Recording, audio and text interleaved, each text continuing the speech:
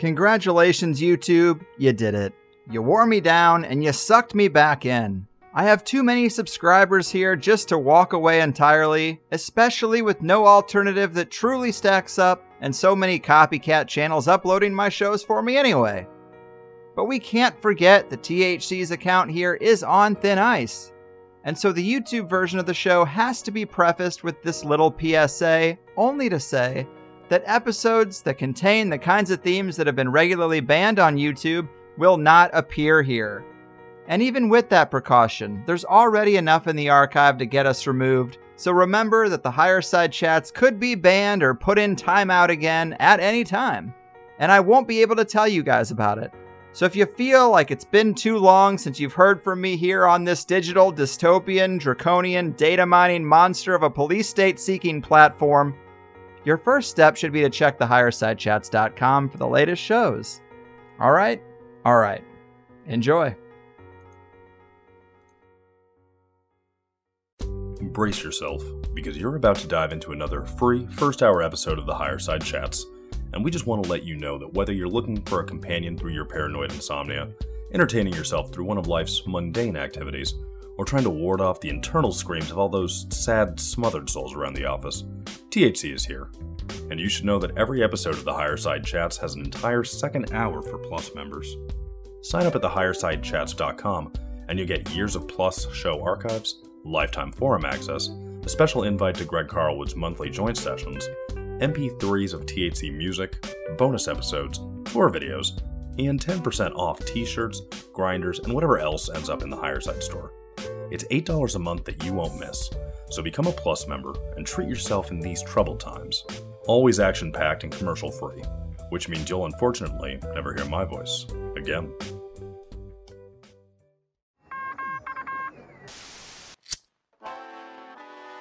In the 1930s, President Franklin Delano Roosevelt addressed the nation through a series of radio broadcasts known as the Fireside Chats. His aim was to reassure the common man that our society would recover from its troubled times. Well, we're far from 1930, and I deal with a different kind of fire. For a new era of worldly frustration, we offer a fresh conversation. I'm Greg Carlwood, and these are the Higher Side Chats. It's a strange world after all, people. Thanks for tuning in. From sunny San Diego, I'm Greg Carlwood, and I have long wondered just how tightly controlled our reality could be. We know that more exotic and advantageous energy sources have been suppressed by oil men for their own profits, and profits themselves are a fictitious illusion of wealth generated by the green paper they print. Our media definitely keeps us fearful, anxious, and pacified when we're not on the hamster wheel of life, to the point that even if we were in some sort of Truman Show simulation, I'm not sure the masses would even be inquisitive enough to uncover it. But a conversation about the degree of control definitely needs to include questions about the nature of consciousness, the suppressed power of the individual, and the true history of humanity that they don't want us to know. And if you truly, deeply digest the material left by the ancient world, it seems that they have at least tried to preserve the answers to these questions and many more.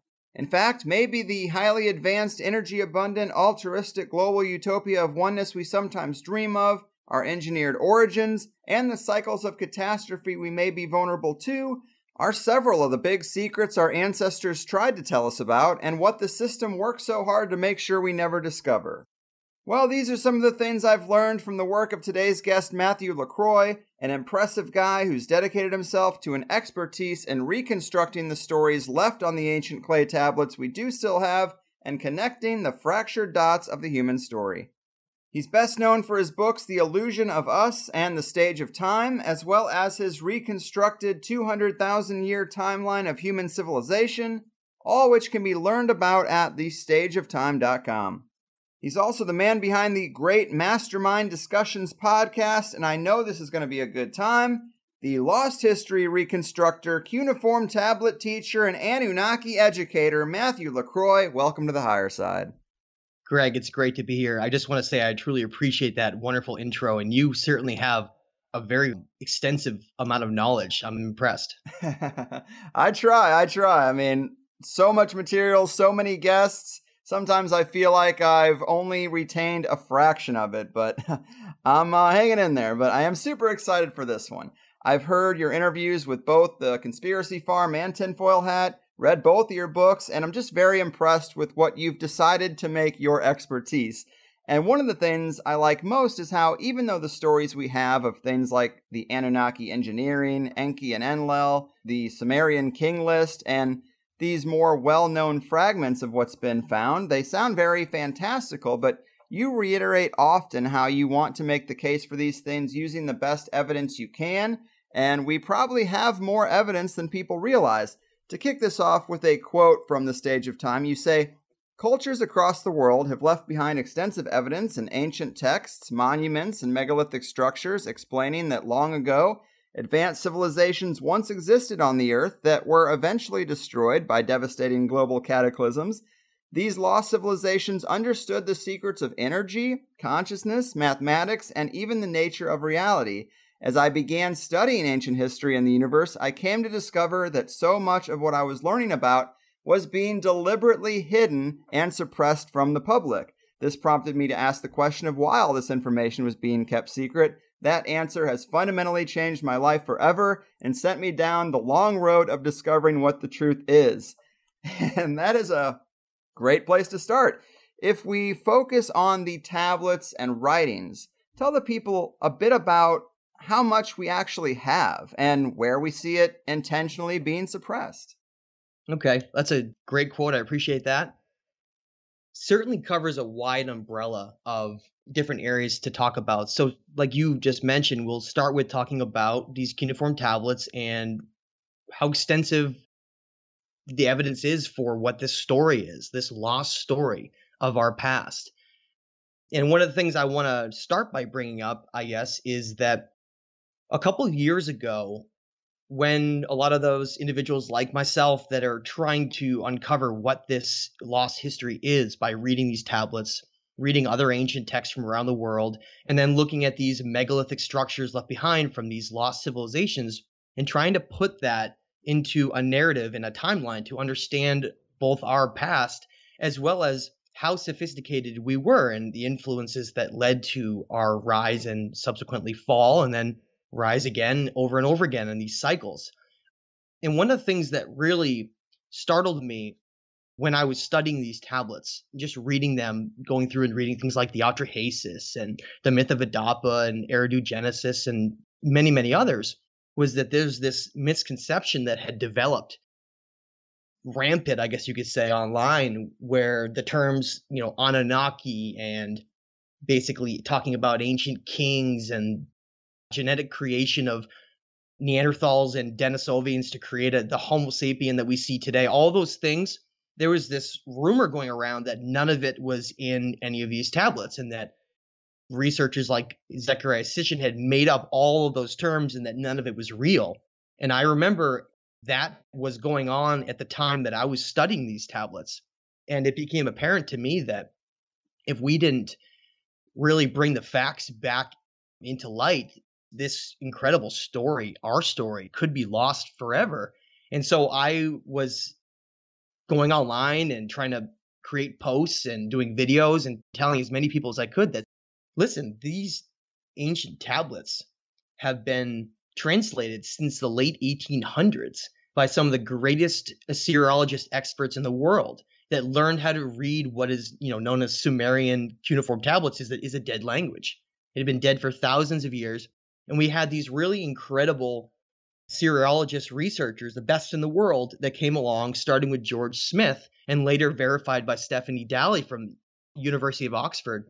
And one of the startling things that came out of when I actually studied those tablets that they had translated way before Zechariah Sitchin, not to say that he got it all right or anything like that, but one of the things that did come up was I would read things like the Atrahasis and it would mention all of these incredible terms that were going around the internet as rumors saying none of them were true, talking in great detail about these sky gods, the Anunnaki, and the conversations that they had over the creation of man and how it became unbalanced and they wanted to destroy it, and all of these stories about great kings and kingdoms rising and empires and all of these things, they were all in those tablets. And as I started to dig into them, I quickly realized that there was this incredible lost story that really needed to be known. And I guess that's how we got to the point we're at today.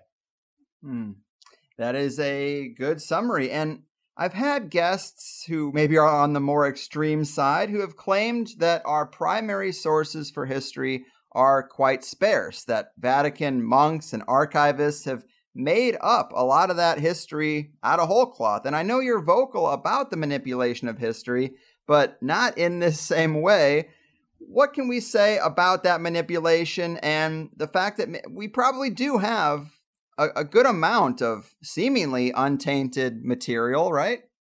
Yeah, absolutely. So I guess to back up just a little bit from where I was just discussing with you a second ago, this really all began in 1849. This entire understanding of this early story that was, I guess you could say, unaltered for the most part, that at least as old as we could possibly get. Really, when you want to know the truth of something, you have to go to the oldest source. Now, some would argue and say, well, Matt, how can you claim that just because something's old doesn't mean it wasn't altered? Well, there is some clues to that when we actually study different versions of these tablets. So let's go back and start from the beginning for those who don't know. In 1849, the greatest library that had ever been amassed in the world, even greater than the later Library of Alexandria in Egypt, was known as the Ashurbanipal Library, which was found in the ancient city of Nineveh, Iraq, which is today known as Iraq.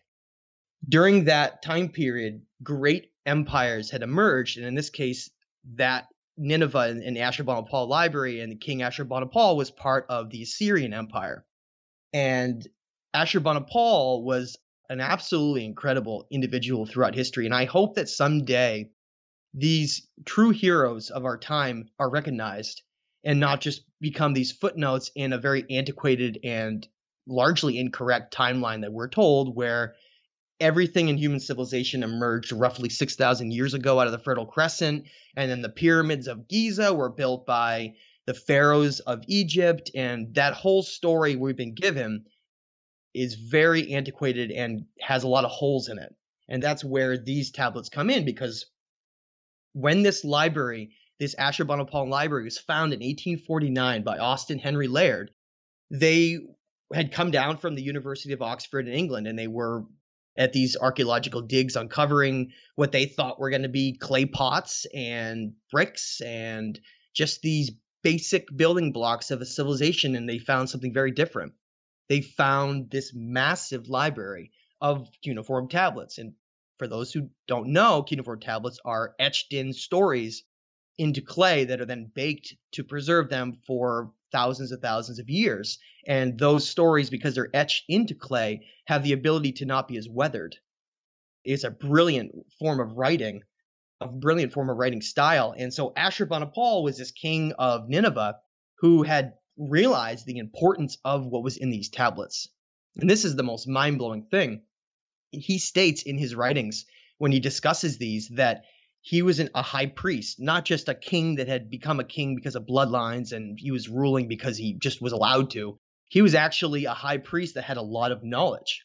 And he realized the significance of these tablets. And he states that during his time of accumulating this great library, these tablets were already ancient and lost in all of these sites around Mesopotamia.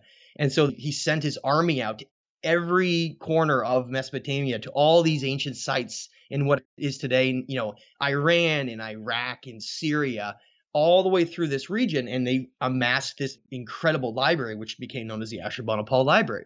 And in that library, Austin Henry Layard had uncovered 30,000 cuneiform tablets that were then brought up to University of Oxford. And then, as I mentioned later, several years later, George Smith was the first person to actually translate them. And the Epic of Gilgamesh was the first one ever translated. But what's important about that is, some people are going to say, well, how does that prove that they're genuine? Well, when you look at the versions in the Ashurbanipal library and you study them, you find out that the oldest versions that we have, they're what are known as the Sumerian versions, but there are also Babylonian versions.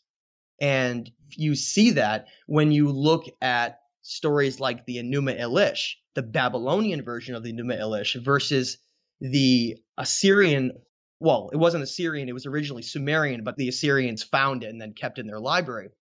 But essentially that version greatly differed from the Babylonian version. And when you do a little studying into Babylon, you find out that the patron god of the Babylonians was this god named Marduk, or also known as Bel. And in that version, where he's the patron god, he's the one who gets credit for the creation of mankind, not his father Enki from the older versions.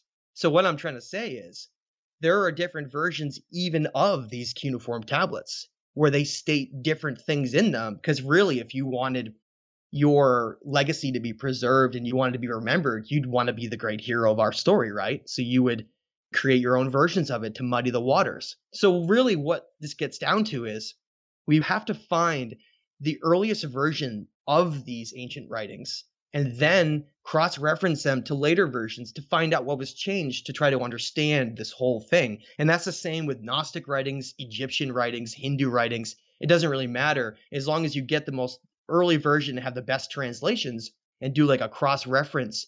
You can separate it out what might be, manipulation later on. Like a lot of modern religion took many of these stories and woven them into things like the Bible. And we have a very clouded, very deceptive view of a lot of our past because of what later happened.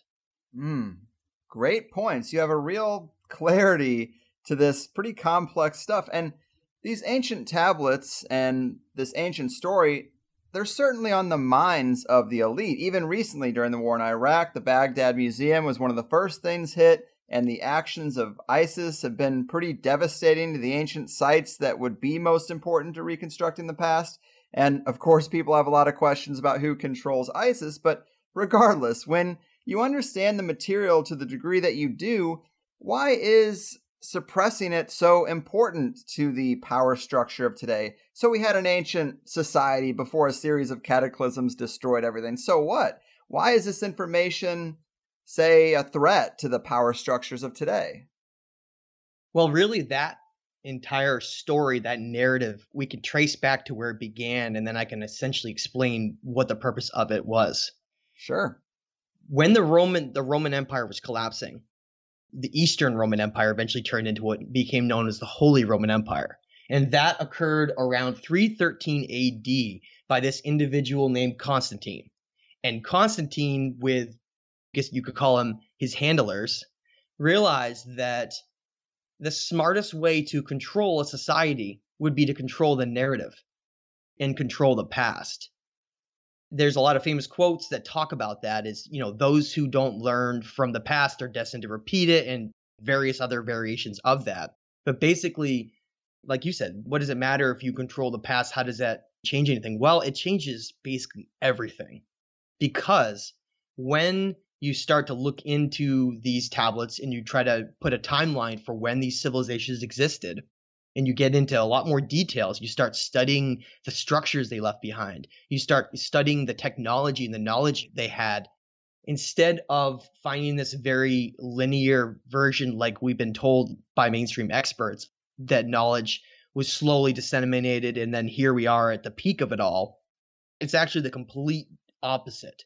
We have actually fallen from a time of a great height of knowledge back to this point of being, I would even call it almost like a primitive mindset of being very unbalanced compared to what a lot of the ancient cultures understood. And so Constantine realized, hey, we really need to do something about this ancient history aspect of humanity, or we're not going to be able to control the narrative and control religion, which is what they eventually did. Is the Roman Empire ended up adopting Christianity, which had previously been illegal and they were killing people over being Christians. They adopted Christianity, and at that point you saw these religious texts become greatly rewritten, and the entire narrative became, you could even say, perverted. It wasn't just that it was inverted, but it was actually, it took these certain terms, and we're going to get into them, things like the serpent, things like the caduceus symbol, and things like the swastika, and a lot of these later symbols by these Romans and then the Nazis and a lot of other later cultures took these ancient symbols and these ancient terms that had once meant very important things and inverted them to their opposite meaning. And so we exist in this reality today where it's very difficult for people to accept a lot of this information because we've been so conditioned around having a certain value that's been given to us for everything in life. How we feel about a certain thing is essentially told to us for how we should feel. When we think of something like the eagle or the serpent, which we're going to get into, these famous symbols, people automatically have this picture that just comes into their mind and this definition that comes up for what those symbols represent. And it was a very clever thing. They ended up rewriting the entire narrative, but it wasn't just rewriting it.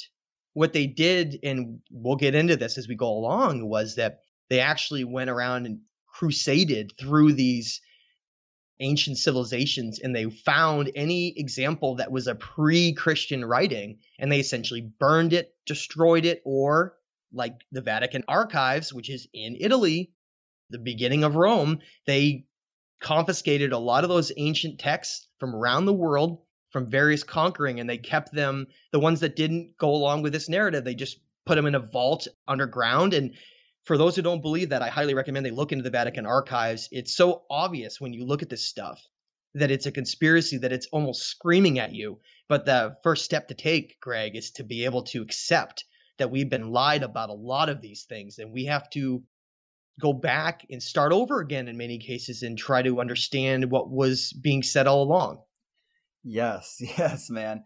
It seems like from year one, they were pretty efficient at controlling and distorting the story, but more material surfaced, like in the 1840s, as you mentioned. And of course, today with the internet, it's a bit too out there to really keep a lid on if people were only interested enough to explore it. And that's kind of the weird irony, is like, how much suppression do they need when people are really not that concerned with this kind of stuff, sadly. But this is a bit of a tangent. Let me also just ask you about energy real quick. We've talked to many guests who think the pyramids were part of an electromagnetic energy grid, or even a consciousness elevator of some kind, using the ley lines of the earth to draw up energy for a global civilization, or, maybe both. But it feels highly speculative and a bit like romanticizing of the ancient past. We know from megalithic sites that they were clearly more technologically advanced than the mainstream would suggest, but I struggle with the idea that there was ever really a world not built on top-down abusive power. And I want it to be true, but what do you see as the best evidence that this was actually the case at some point? That it wasn't always about manipulation of the masses and top-down control in this caste system that we're so used to, at least in this round of human history? Well, the first term I guess we can bring up is the ancients called these lost civilizations the time period that they existed, which is well beyond 10,000 years ago, and we can get into that. They called that age the Golden Age because it represented this time period that was very, very different than it is now, where corruption wasn't nearly as rampant and civilizations were actually built on completely different morals than they are now. You brought up the fact that here we are in an open internet time period where people can go and search for whatever they want, but they're more interested in reality shows in most cases and looking at something violent rather than learning about something that could completely change their lives. That has to do with the conditioning mentality of how society has been pushed a certain direction to view things. And in most cases, people don't even know that this information even exists, because the trick is that you only need to do so much suppression on this information before most people get it into their minds that it's not real. I mean, why is that? Well, today we think that information, and historically we think that information should come from these mainstream experts, these individuals at the very top of academia who are supposed to tell us what's real, and we're just the masses and we should just listen. Well, that aspect of academia and those experts became very corrupted later on. You could say after this violent period of the Younger Dryas, where human civilizations had to reemerge and restart themselves again, you saw a lot of really corrupted elements come into our societies where certain powerful individuals in secret societies realized that, hey, we can completely control society and the entire message through these different means. And basically, when we try to go back to a time period that didn't exist, that's where we find all of these writings. That's one of the pieces of the evidence behind how we know that those civilizations weren't like that, because they left behind extensive records where they discuss the moral values that existed in their society and how we're just a very corrupted version of those. Now, another great piece of evidence that really proves it, if that doesn't do enough, is that when you look at what a civilization based itself on, the values it based on, you look at what was left behind from them, right? So if we were to get wiped out today, right? Massive comet slammed into North America and caused a dust cloud around the world, the volcanoes went off, and we all wiped out. What would we be remembered by? Well, they would find a ton of plastic. They'd find all kinds of things that sort of distract us and take us away from the earth, understanding consciousness, the universe. It seems like we have all these technological things that just distract us, to just keep us occupied with these different little games that are fun on little tablets and all these things that just keep our time occupied, rather than us sitting there and scratch your head and being like, I'm sort of bored. I want to pick up a book, or I want to go on some internet journey down a rabbit hole to uncover these facts. What you find is that ancient civilizations didn't have that structure. And how we know that? Well, instead of finding those things like I mentioned, we find they built incredibly sophisticated structures that were perfectly tuned to different energies of the earth and certain harmonic frequencies that had to do with connecting to higher states of human consciousness and the energy of the earth. We also find that those structures were so sophisticated in their building style that in some ways we can't even build them today. And that tells you that they had certain values that are very different than what we share today. Another good example is most of the civilizations around the world that we can identify as being part of these lost civilizations, these ancient civilizations that had the knowledge that was eventually lost, most of them had these astronomical temples where they were basically representations of the heavens, the different constellations, and in some cases even the planets of our solar system.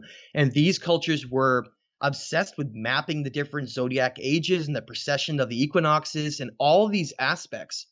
That was their focus. They understood the importance of these devastating cycles that come through and the significance that they had to play with their time here was to create structures that would maybe allow them to continue and survive and continue to the next epoch instead of getting destroyed and having to start over again. So we find evidence for those civilizations having different morals based on what they built, the writings they left behind, what they said in those writings, along with the types of structures that they wanted to make. And we can, of course, get into the Great Pyramid and energy as well, but I just wanted to get essentially your take on that.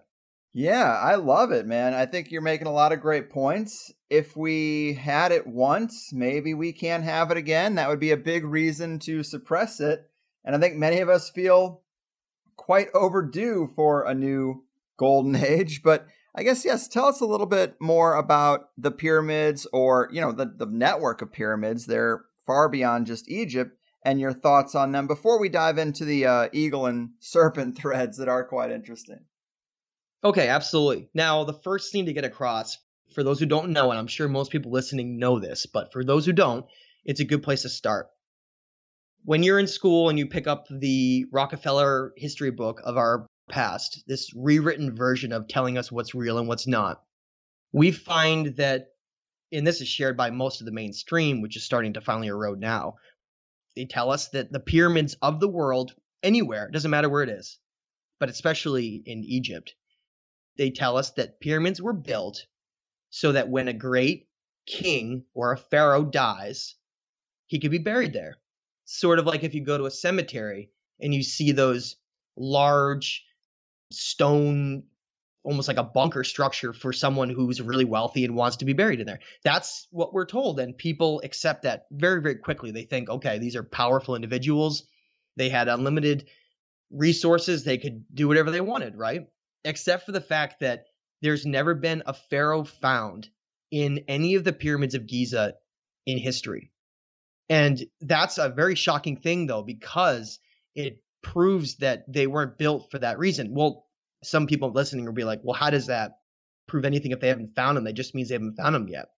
Well, no, actually, we know that all of the pharaohs of Egypt, the pre-dynastic pharaohs and the dynastic pharaohs, and we can get into that, what that means, they were all buried at the same place. They had this designated burial zone place location called the Valley of the Kings, and it was over 400 miles south of the Great Pyramids of Giza. So this location, these sarcophagi that are all found in these different locations in the Valley of the Kings, we have all of the pharaohs we're looking for. They're there. They're accounted for. Khufu. And yet, the Great Pyramid of Giza is called Khufu's Pyramid. He's never been found in there. There's no writings inside Khufu's, this pyramid that state that Khufu built it. None of that exists, except that it was a way where if you have a timeline that only goes out 6,000 years for sophisticated human civilization, you have to try to fit it in there somewhere, don't you?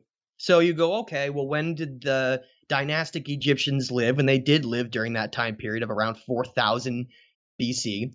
So then, okay, we'll just label Khufu as the one who built this, and then that way we can put it into this little model that everybody will just accept. Well, once people learned that Khufu was never found in there, and there's no evidence that Khufu ever even built it, and more importantly, we know that he didn't build it because of the type of technology that was done in the Great Pyramid.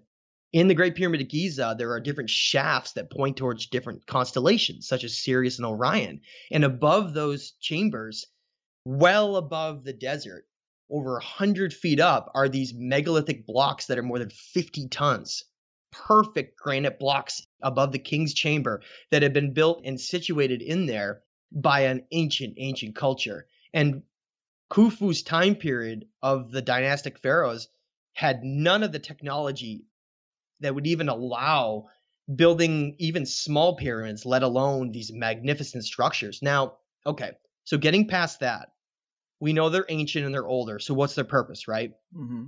When we travel around the world and we look at any of these sites that have this megalithic advanced technology used to make them, seeing drill hole marks, seeing saw cuts on some of these blocks that were so hard they would have been impossible during the time period that we're told to be carved. They are found in these certain locations around the world, but they're very specific locations. For instance, take in South America, the Tiwanaku area, the area around Lake Titicaca, okay? That region is very inhospitable to live. It's found at over 12,000 feet elevation.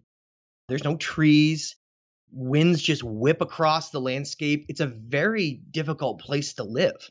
And yet, some of the most advanced structures we know about were built there. Why? Well, if you look at each one of these ancient areas where it was built around the world, and you compare to these energetic vortex convergence zones, which are part of the Earth. See, the Earth is not really the way that we've been given this perception of it to being this lifeless rock that sort of floats through space and revolves around the sun. There's a lot of other things going on there. For instance, the Earth has its own energetic field that's created through basically magnetism. And it has a magnetic north and a magnetic south pole, and the entire Earth is balanced through these energy centers. And those energy convergent areas are known as ley lines. And they represented the places where energy, the ability to harness energy and manipulate it, is at its greatest. And so we find that these structures all around the world are built very close to them, not on them. And that's evidence for what happened to them, though. That's one of my favorite things when I look at, is because when you take a ley line map and you plot all these locations around the world, you see they're all off by this certain degree. All of them around the world are all off. And you find that when you go to these astronomical temples like Göbekli Tepe or Menorca, you look at the way they're aligned and you find that they're all off by about 23 degrees from magnetic north-south. They're all off aligned. The same thing is true if you try to align those, where we're told as air shafts in the Great Pyramid of Giza, to like constellations such as, Canis Major and Orion. They don't line up anymore. They're all off by a certain degree. And what that tells us is those structures were originally intended to be built on those ley lines, but because of disastrous events in the past that shifted those poles and shifted where those ley lines line up now, and those lost civilizations were completely wiped out, and we have evidence of their structures being, melted and burned and strewn all over the place. We know that there were very, very violent cataclysms that basically destroyed these civilizations and even had a potentially like a pole shift in our past that led to us having to start over again and understand all the things that they already knew.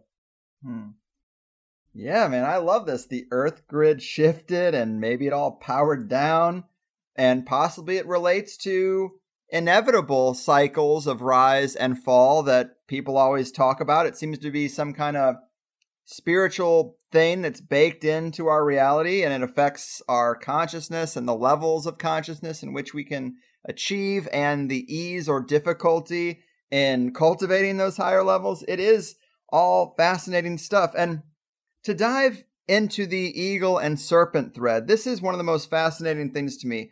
I love the implications of the Anunnaki material, the Enki and Enlil story, and this idea that we were engineered to do the work of the gods, give the Ajiji a break. And maybe all of that ancient stuff is still a big part of where we are now, and this context might be a missing piece of so much of what's gone on in history. And that's a setup to maybe get into these symbols of the eagle and the serpent. Let me read another quote from the book where you say, on a somewhat linear level, the eagle and serpent can be equated to masculine strength and control over the physical world versus following a path of spiritual growth and obtaining higher knowledge. However, these symbols have much deeper meanings that can be traced back to some of the earliest texts ever written. In many ways, the eagle and serpent represent the divide that exists between the material third-dimensional world and the non-physical spiritual realms. I love it, man. We are deep in it now. Can you tell the people a bit more about these two symbols and what that bigger story might be? Yeah, sure. Everybody always loves this the most. I think the story of Enki and Enlil and the eagle and the serpent is one of the most profound because it connects to so many things in our lives and even today. So I guess we had to go back a little bit for those who don't know, or to expand on this area a little bit. There are extensive tablets that tell us the human origin story. Whether or not you want to read it in the Atrahasis, in the Enuma Elish, or the Myth of Adapa, and countless other cuneiform tablets, this story that comes up is basically a story about a power struggle here. That essentially boils it down. There's a group of beings, sky gods they call them, that came here. They state they came here and they wanted to create an infrastructure for a civilization. And like you mentioned, and the Ajiji were considered this lower status being, but still a god like them. And they eventually revolted. And they decided that they would create this human race based on the compatibility that the hominids on the planet already had with them. And so essentially, like the Myth of Adapa states, they played around and Enki eventually created this being that we are disseminated from now, but it originally was almost like a perfect being originally. This being that some biblical references to call Adam or Adapa in ancient texts.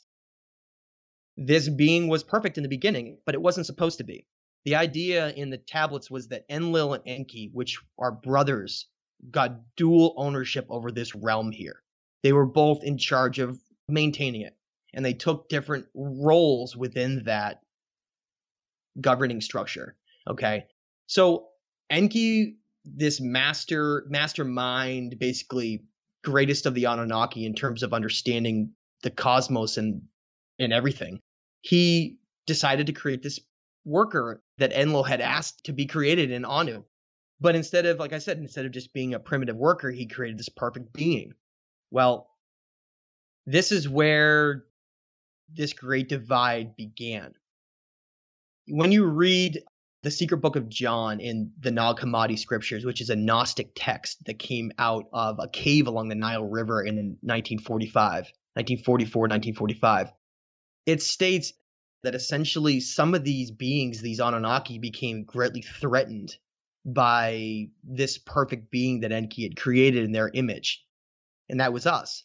And because of that jealousy over the fact that we could become potentially greater than them someday, since we are in many ways them, because that's how our genetics were eventually created, through sacrificing this god Kingu, who was basically the head of the Igigi, to create mankind, these two brothers that had dual ownership became greatly divided over how they wanted humanity to be run and how they wanted our future to be.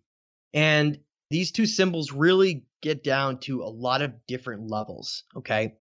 Picture, if you will, a complete polarity of two beings. One of them loves us because he created us. He fell in love with his creation and wants us to advance and become our true potential in life. And the way to do that is to not conquer the physical world, but to understand what ancient cultures have told us all along. This triptych doorway that you see all around the world of these ancient sites, those doors that you see, the three doors, it's representing three things that religion later corrupted. It's the idea of this connection and this crossing of mind, body, and soul. The three aspects that can turn us into our highest potential, okay? But the body, to be this vessel that we're in, to house consciousness, it has to be in balance with each other. The mind, body, and soul must be in balance to be able to reach higher states. But because that blueprint is known, the idea was that Enlil and others who were jealous, like I mentioned in the Secret Book of John, this Yaldabaoth figure who's really jealous over this Adapa early man, he even states in that, and I encourage people to go read that. He states in that because of that jealousy, mankind was thrown into the lowest form of matter possible.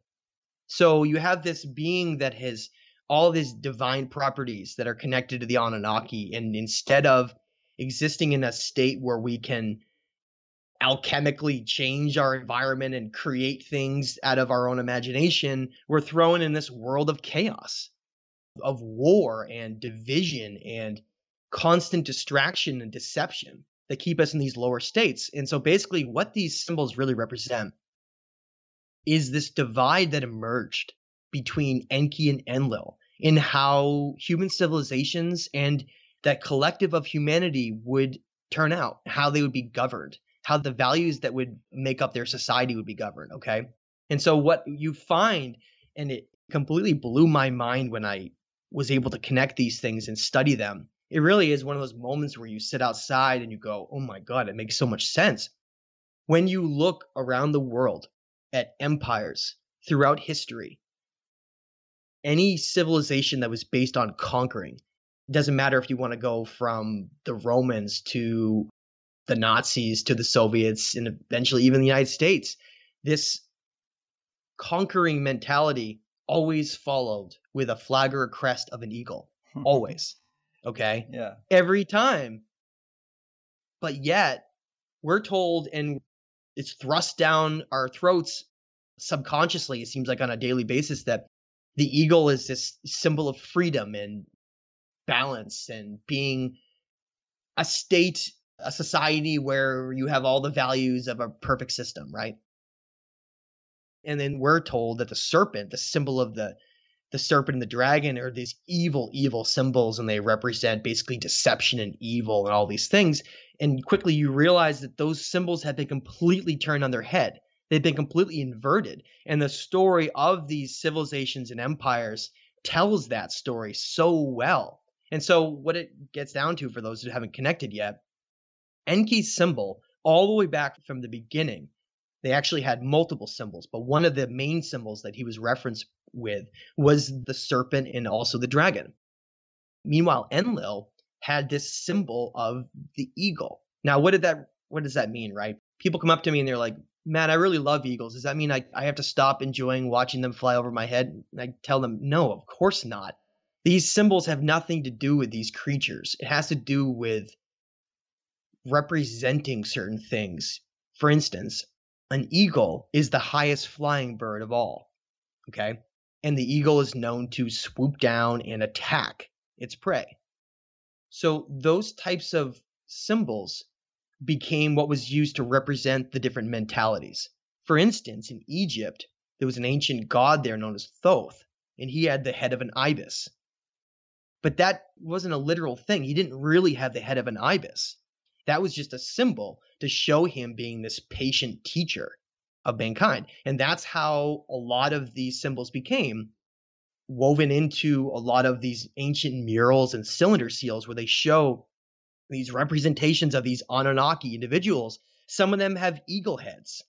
Some of them have regular human heads. Some of them have other kinds of heads as well. And they all represent these symbols. Now, Enlil and his sons like Ninurta and others, they're developed this great rift, this great divide between these beings over how we would be governed. Like I said, some were jealous over us reaching higher states, and some of them wanted us to reach higher states. And so what you find is that ancient cultures all around the world, from North and South America, for instance, in the Maya, the god of the Maya that gave them wisdom and knowledge of the heavens, not blood sacrifice and war, which we can get into, but the one that gave them knowledge of the heavens and balance of the earth, that god was known as Kukulkan, and he was a great serpent dragon god. Down to the south in the Aztec, their great wisdom god that brought them knowledge of the heavens was known as Quetzalcoatl, and it was another serpent dragon god, same thing, okay? And then we get down into South America, and we find that there's another serpent dragon god down there called Amaruka or Amaru. And then we go across into Egypt, and we see the pre-dynastic pharaohs and even some of the dynastic pharaohs with a serpent on their forehead, representing knowledge. And then we get over into India, we see this worship of this Kundalini serpent. And then in Japan and China, we see an ancient worship of the dragon. But then later on, all those cultures get either corrupted or conquered. And then we see this other symbol start to emerge, and it's the symbol of the eagle. And one of the things that it was most telling to me, and I encourage people if they're ever able to travel to see this, but a very popular site known as Chichen Itza in the Mayan Yucatan area, you walk around, you see Kukulkan's temple, which with the serpents that represent the knowledge at the bottom and the staircase leading up to the top, and everyone's staring at that, and that's amazing, right? But there's other things there that most people never see. And I remember being there and studying this information and looking for clues about if it's remained in these cultures in other places as well. And I didn't really expect what I was going to find. Snooping around on a day where it was almost 100 degrees and there's all kinds of tourists snapping pictures, there's this area called the Temple of the Jaguars that's off to the side, and people just walk by it. They don't care, walk right by it. And I remember standing there and being like amazed and looking at it, and none of this army of tourists were looking at it. Nobody cared. But what I saw on it that really blew my mind, knowing what I had known and looking for these symbols, was that here you had Kukulkan. The symbols of Kukulkan was essentially looked like a god human with snakes all emanating from him. And he was there, and it was basically this representation of a story woven into the rock. They had carved the story out of these symbols. And Kukulkan is there with all the serpents in it. But then later, down in this progression of these stories and the symbol, there's this eagle. And he's got a human heart, or also known as the seed of knowledge as well. It depends on how you want to interpret that symbol. He's eating it. He's eating this, either the seed of knowledge or human heart, as some have called it, in his mouth. Now, what do we find with the Mayan Aztec cultures? They were eventually corrupted, and they turned into warring empires that were sacrificing thousands of people to these dark arts. And people quickly jump all over the fact that Kukulkan and Quetzalcoatl were the ones that then corrupted them. But it doesn't make any sense, because when you read Mayan codexes and you go into ancient Aztec writings, you find that no, these Quetzalcoatl and Kukulkan gods firmly state in those writings that they're very much against those practices, and that they actually had left these cultures, and that there was other influences that came later. And so quickly what I found around the world was that it wasn't just that these symbols were representing just knowledge versus conquering, but they were even getting as deep as some of the influences of what I believe were the Anunnaki influencing these cultures in certain ways. And I just want to bring up one more quick thing, Greg. When I was studying, well, who was this blood sacrifice god of the Maya? And in the Stage of Time, I extensively talk about this. I found that there was this god named God El in the Maya, who was the one that they were talking all about and connecting with these symbols of war and blood sacrifice. And this God El, it didn't have the symbol of the serpent or the dragon. It had the symbol of the eagle and the jaguar. That's why the area I mentioned was called the Temple of the Jaguars, because the story that was most echoed later was this corrupted story of this eagle that had corrupted all these cultures and woven its way in. And I then said, okay, well then God El has a symbol of the eagle and the jaguar, and it's the god of death and war. What kind of Sumerian god had those symbols? And you find that there's a god known as Nergal, which was one of the sons of Enlil, who became a god of the underworld, of death though, not of knowledge and reincarnation, but of death. And it starts to all connect with this story about how there are so many influences and so many things going on behind the scenes that we don't fully understand, that it became the framework for why I called my second book The Stage of Time. Because it's like we're on this stage here, this stage of expression, and we're all playing different roles, but we're like actors on a stage. They're all being puppeteered to have a certain type of outcome based on these two different sides. And I just want to mention one more thing. It can get as deep into as talking about bloodlines as well. And I know that people want me to mention that because Enki and Enlil ended up having sexual relations with human women because they were supposedly so incredibly beautiful. And those bloodlines became known as the serpent bloodline and the eagle bloodlines. And that's the other reason why these civilizations were fighting so much over what bloodline and what mentality would rule them, because these symbols and what they represent, they cover so many different levels of understanding that they ultimately became duality in our reality.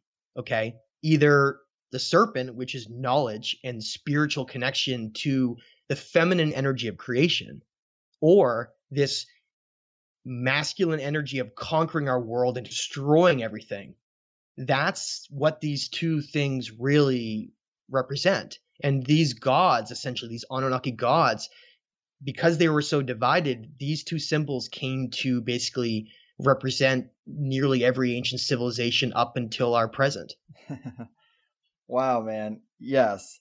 This really resonated with me. I do love trying to unpack deceptions and inversions, and just to add some layers to this real quick. First thing I was thinking about is how we have the weird story in evolution that the dinosaurs, the reptiles became birds. It's just a weird thing. But we also, as you mentioned earlier, we demonize the elite as reptilians, and maybe even that's a distortion because they seem way more aligned with the eagle. And I copied this down from your book, but you say, even in Greek mythology, the god Poseidon with his three-pronged trident is frequently connected to the symbol of the serpent, while his counterpart, Zeus, is connected with the symbol of the eagle. Both of these Greek gods were likely incarnations or personas of the earlier Mesopotamian gods played by Enki and Enlil. Evidence for this can be seen in the various depictions and statues of Enki, which clearly portray him holding a trident, one of his most cherished symbols. That's why it's so fascinating to discover that the religious entity known as Satan, or the devil, is almost always shown as an evil being from hell who is wielding a pitchfork. But Was he really evil, or is there more to the story? An objective analysis of the evidence reveals that the pitchfork is clearly the inversion of Enki and his trident, representing the role he eventually took on in the underworld.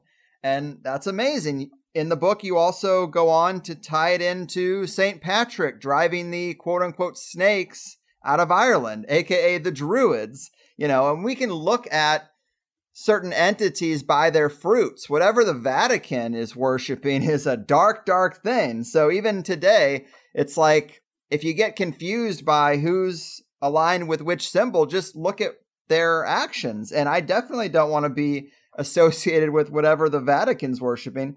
And it also manifests in a strange way. Even today, obviously the American empire utilizes the eagle, but then we have that sort of libertarian rebel flag that's barely in use anymore, that's basically just a poorly drawn snake and the saying, "Don't tread on me." I mean, bam, it's right there again.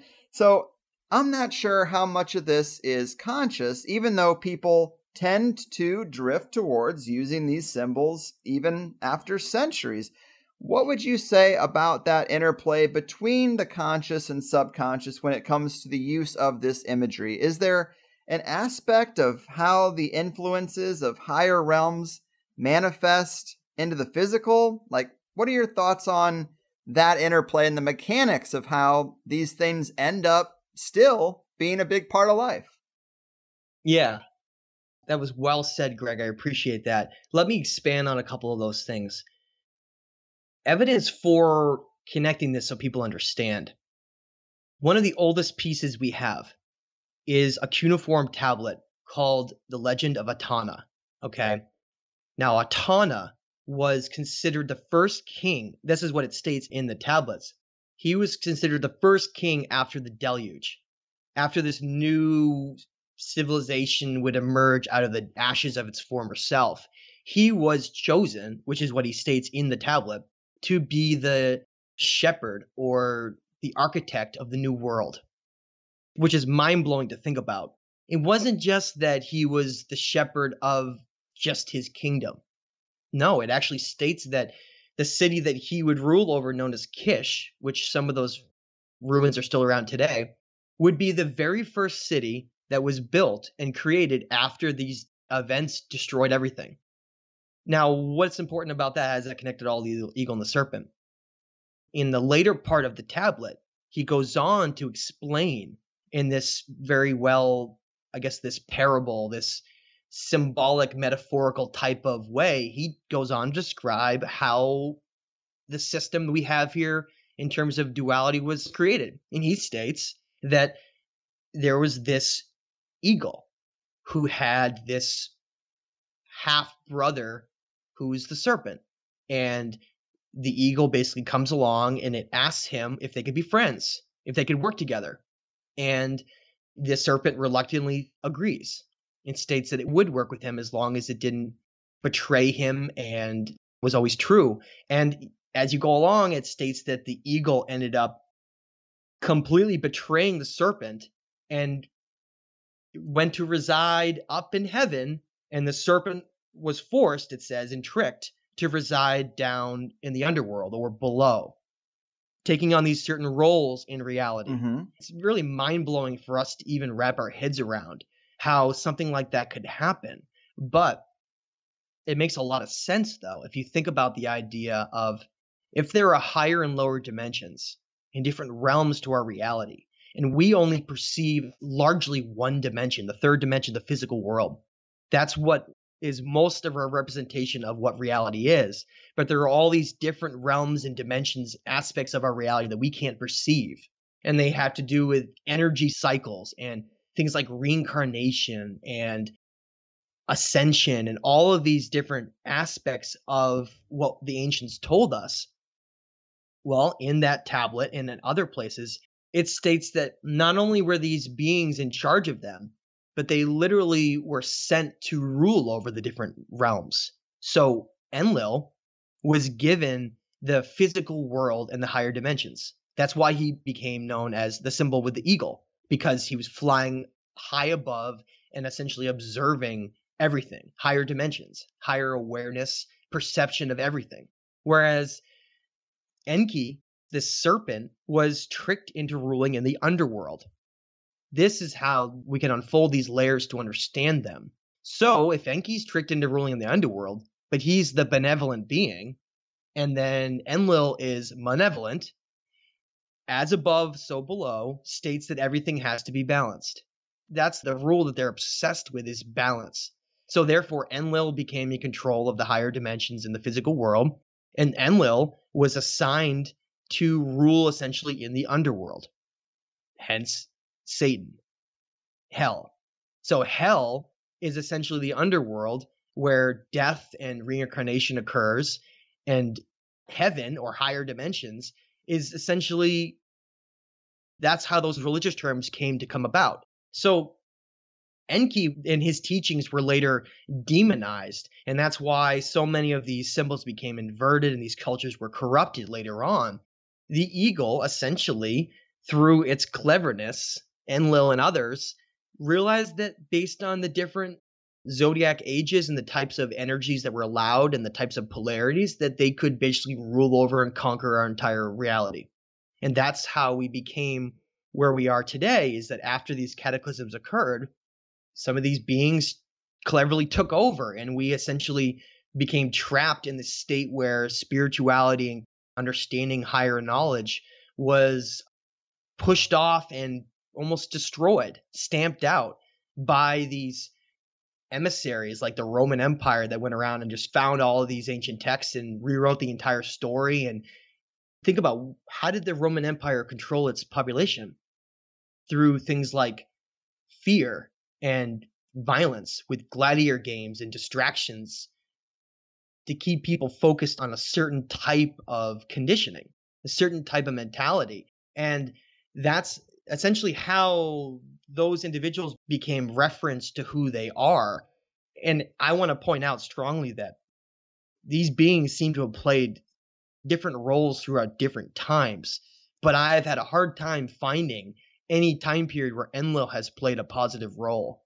It seems as though, because of his jealousy and through some of the means in which we came to be, that things became very unbalanced eventually. Even though they were obsessed with balance, somehow they found a way to make it unbalanced in order to keep humanity's consciousness essentially trapped in a certain state. And we'll get into that when we get into the suppression of consciousness. But those two symbols came to truly represent this great divide that emerged within humanity over these two different paths and the different bloodlines that were associated with them. And you find that with tablets like the Atrahasis, how Atrahasis, later also known as Zayasudra and other tablets, was this great flood hero king of Sharupak, and he was warned of the great catastrophe coming because he was a bloodline of Enki. And so Enki broke the oath that Enlil had forced him to make, to not telling any of humanity about this coming cyclical disaster. But he did. He warned him, and that's one of the reasons why that entire family tree lived and survived.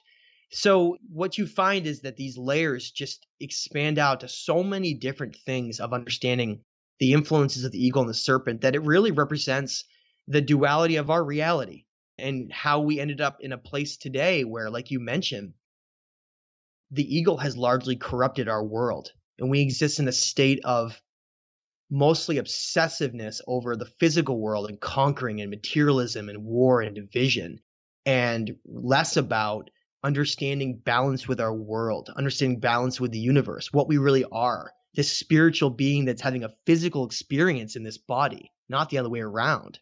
And that's this great divide that emerged. Yes, man. And it is wild that when we see the symbols together, it's usually the eagle dominating the serpent. And we certainly have imbalance today. And maybe that's why today's elite are talking so much about a great reset. It could play into that. And man, I just can't believe it has been a full hour already. You know, I will get comments that will say that with everything going on in 2020, why would I choose a topic like this? Yet, so many people are looking at the landscape today and seeing this as a crucial time. Maybe that's always kind of true, But we can see the scaffolding being built right now for a technocratic dystopia, the same thing we've been cautious of for years.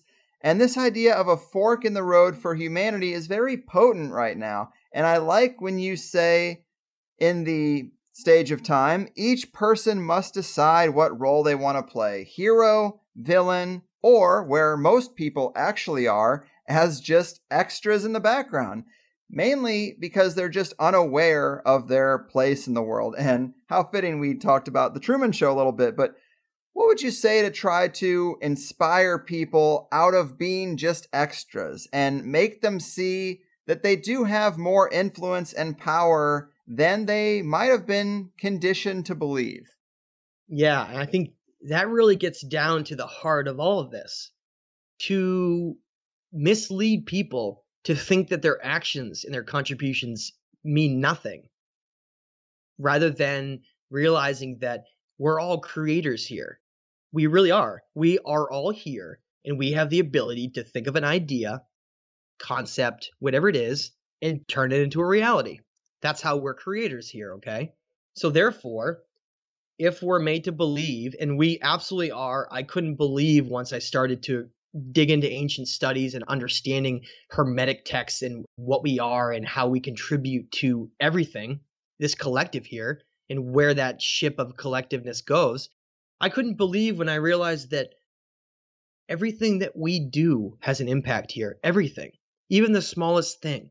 I started to realize that concept of quantum mechanics, where the butterfly effect, the idea of, in chaos theory, how we can have some action take place where it can ripple out and affect so many more things than we realize, because we're not able to perceive all the different ways that our actions ripple out.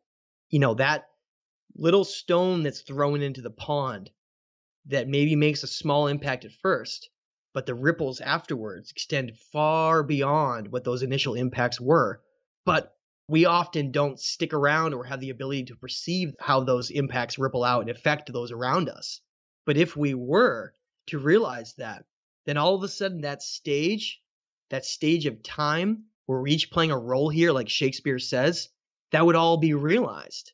Can you imagine if people truly understood how their actions can contribute to this entire story? You know, if someone like you was to never do this podcast, you never started it, you never talked to anybody, you never did it, you just took a different path in life, how many different people would never be impacted by some of the topics you discuss on here, some of the individuals that you bring on to expand our awareness of things and ask those important questions that need to be asked, to try to ponder those answers?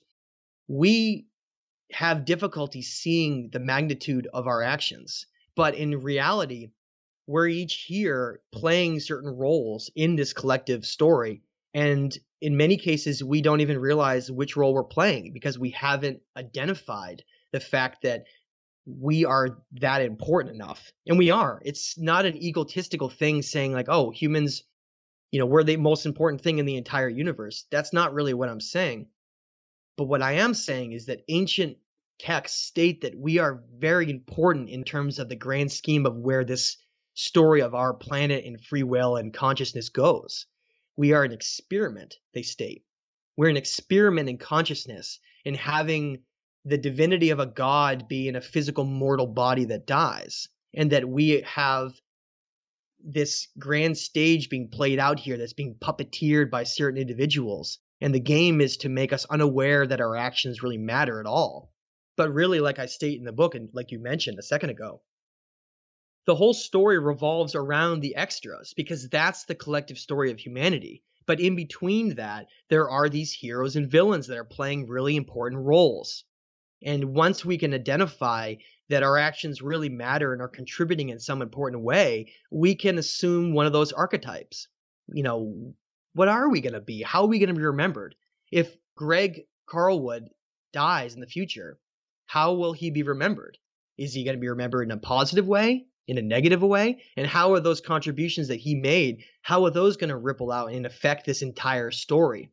Because really, it doesn't come down to celebrities that have millions of Twitter followers who just discuss what kind of outfits they want to wear and who they're going to vote for. That's not who's really making the difference here. It's the ones on the front lines, like you, who are pushing this paradigm forward and asking these difficult questions and identifying all of these different things that just don't make any sense with our reality and what we're told. Really makes me sad when I see the way that humanity has been governed and has been shepherded in this way where we matter not at all. And you watch some movie like Enemy at the Gates when the Soviets are just charging Stalingrad and getting mowed down like they matter nothing. They're just like a extra little animal that can be sacrificed for no reason at all. But really, when you look at it on a grand scheme of things, we are these incredible beings that are being used for all these terrible ways. And we're being manipulated to really not truly understand what we really are and how important we are to this entire story. Cheers to that, man. I definitely thought that would be a good capstone to this whole thing, a good way to end it. And I personally oscillate between feeling like I could do more and then sometimes being satisfied with my role now, and compared to the beast-serving mall store retail management hellscape that I grew out of. So yeah, it's tricky stuff, but I did really love this. So much information, and you are a great example to people that they really can just pick anything that they are interested in and dive in until they're an expert and make that their bread and butter. You should definitely be proud. It's very impressive. Yes. And before I cut you loose, tell the people where they can follow up, get in touch, and anything else you might have coming down the pike. Absolutely. Thank you so much. I really appreciate everyone that supports my work. I still have a full-time job. I do this because I know how important it is. And like you mentioned earlier on, people can find my work through thestageoftime.com, as well as my YouTube page at Matthew LaCroix, and the 2 books I've written, The Illusion of Us and Stage of Time, which I do have some pretty exciting announcements coming out for those. As of today, I actually have gone through an entire overhaul of The Illusion of Us. First time in quite a long time, several years, and I've released, as of today, the 3rd edition of The Illusion of Us with a lot of updates.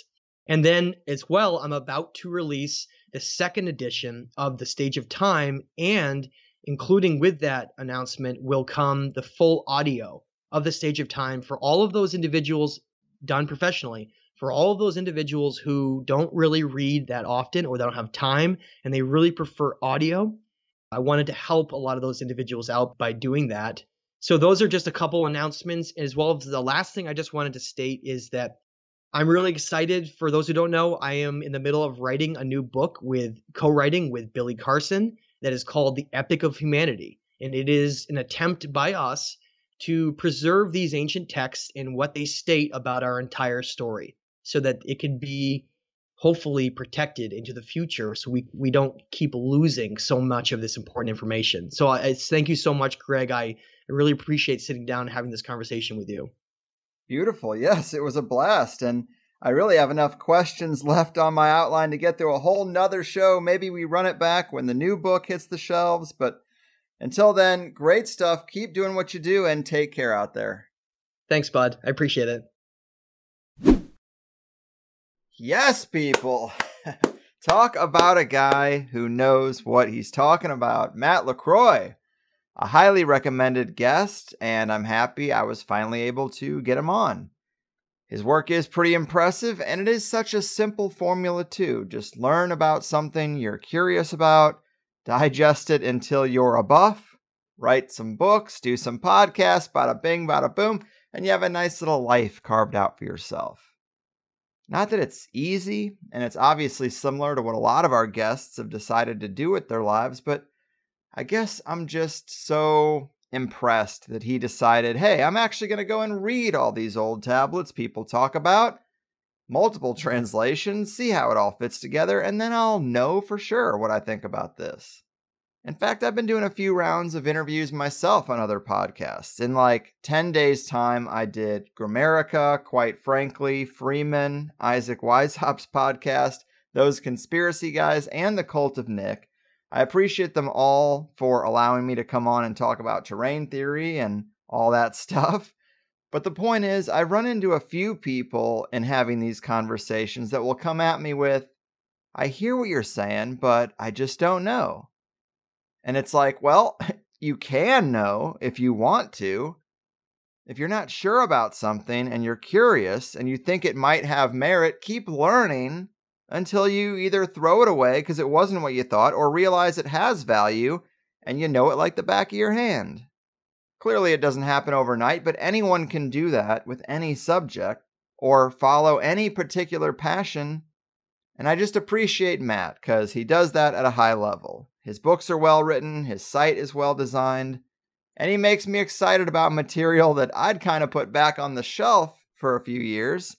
And I didn't expect to be actively interested in the Anunnaki story again so soon, like I was for this. The eagle and the serpent stuff was pretty killer too. And I think after the heavy hand of the last show we did around here, we could all use something else. But the energy around a major fork in the road for humanity is pretty potent. It seems like when we have these cosmic windows of opportunity is when we're hit with so much fear and distraction that we don't act and we lose it.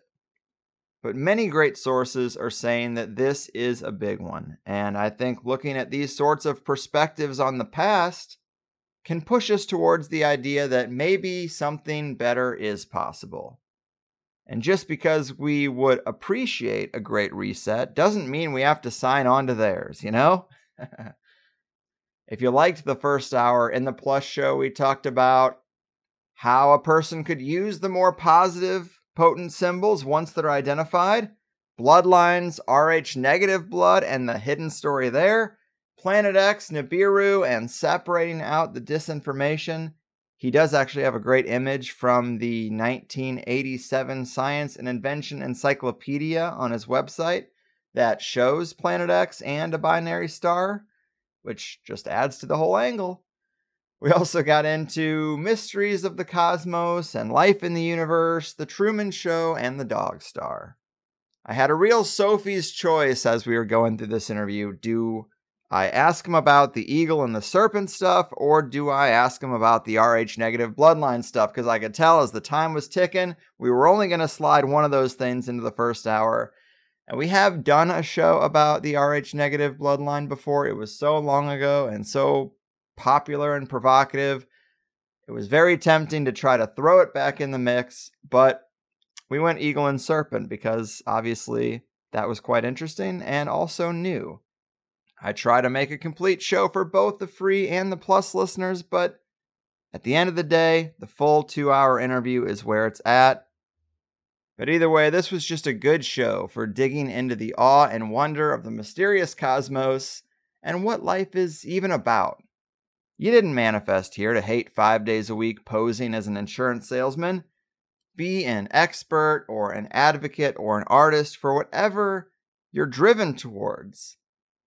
Yes, it's easy for me now to say, oh, find your thing and abundance will follow. But I can only draw off my own experience. And anyone who's followed the Higher Side Chats from the early days would have a hard time finding some advantage that I had that makes my situation unique. I just fear, not to get into it, that the cost to participate in traditional American society is getting quite high, and I would like to see more people be independent or move in that direction. So even on a show like today, I would like to take a minute to at least put that out there, because the more control and independence you have over your own life, the more choice you have as to what level you are willing to participate. But that's for another time.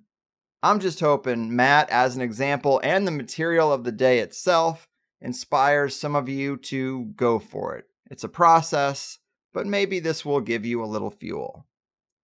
Sign up for the Higher Side Chats Plus on my website if you like what I do. Get the 2-hour episodes, 5 each month, plus the joint session bonus show, the forums, a very long and robust catalog, $8, cancel anytime, but help me help you.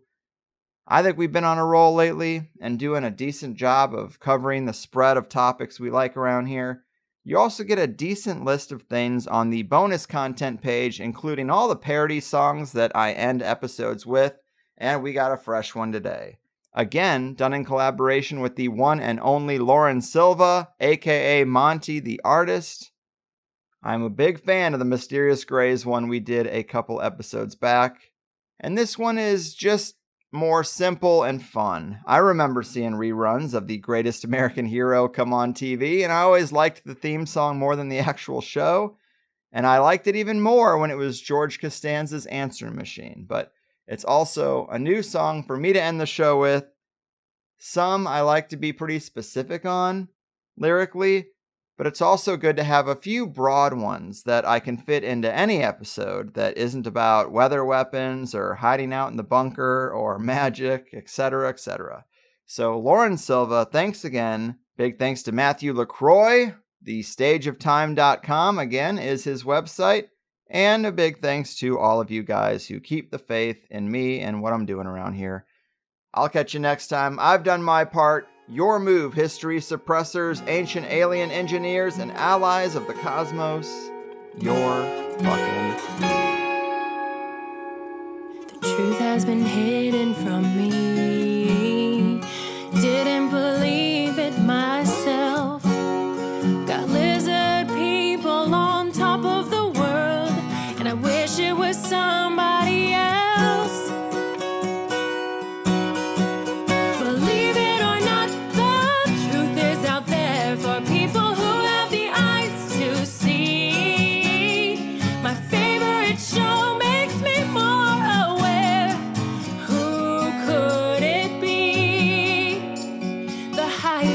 Chats THC.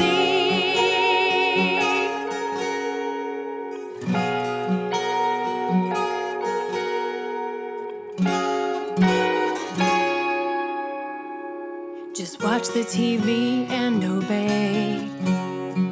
Take some more pills when you're blue, or we'll break you out of the spell that you're in.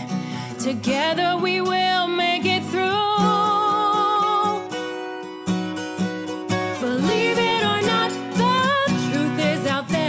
People who have the eyes to see. My favorite show makes me more aware. Who could it be? The higher side chats THC, seeking the things that are true.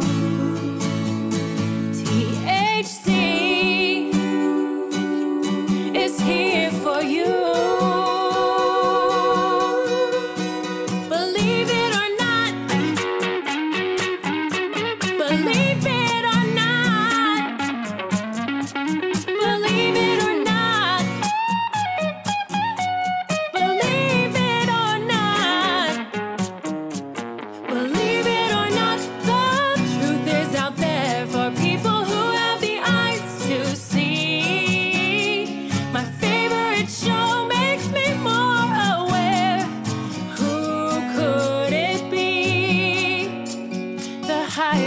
Chat.